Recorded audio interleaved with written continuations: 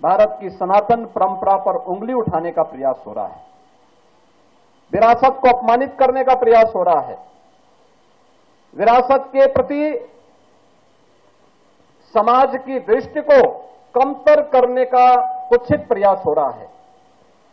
लेकिन इनसे सब भूल गए कि जो सनातन नहीं मिटा था, रावण के अहंकार से जो सनातन नहीं टिका था, कंस के हुंकार से जो सनातन नहीं मिटा था, बाबर और औरंगजेब के अत्याचार से वह सनातन इन तुच्छ सत्ता परजीवी जीवों से क्या मिट पाएगा। आज इनको स्वयं अपने कृत्यों पर लज्जित होना चाहिए। मानवता का धर्म जो सनातन धर्म है, उस पर उंगली उठाने का मतलब मानवता को संकट में डालने का कुत्सित प्रयास। याद करिए, दुनिया की कौन सा ऐसा मत, मजहब और संप्रदाय है जिसको उसके संकट के समय पलक पावड़े बिछा करके उसके स्वागत के लिए सनातन धर्मावलंबियों ने उनकी सुरक्षा और उनके संरक्षण का कार्य न किया हो।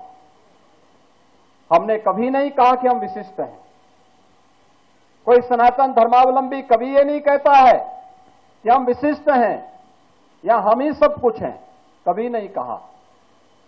हमने तो कहा एकम सद विप्रा बहुधा वदंती, सत्य एक है और विद्वान लोग उसको अलग अलग, महापुरुष लोग उसको अलग अलग भावों से देखते हैं, अलग अलग रास्ते से उसका अनुकरण करते हैं। इस सब के बावजूद भी अगर जिसकी समझ में नहीं आता है, अपनी मूर्खतावश वह अगर सूर्य की तरफ थूकने का प्रयास कर रहा है, तो सूर्य पे उसका थूक नहीं पहुंचेगा, उसके सिर पे स्वयं गिरेगा और उसे, उसको और उसकी आने वाली पीढ़ी को स्वयं लज्जित होना पड़ेगा। हमें भारत की परंपरा पर गौरव की अनुभूति करनी चाहिए। दुनिया को मानवीय कल्याण के मार्ग पर चलने वाली, प्रेरणा देने वाले सनातन धर्म की परंपरा पर गौरव की अनुभूति करनी चाहिए। ये भारत की राष्ट्रीयता का प्रतीक है, भारत को एक नई प्रेरणा देने का माध्यम है, दुनिया के अंदर मानवता के कल्याण का मार्ग प्रशस्त करने वाला माध्यम बनता है।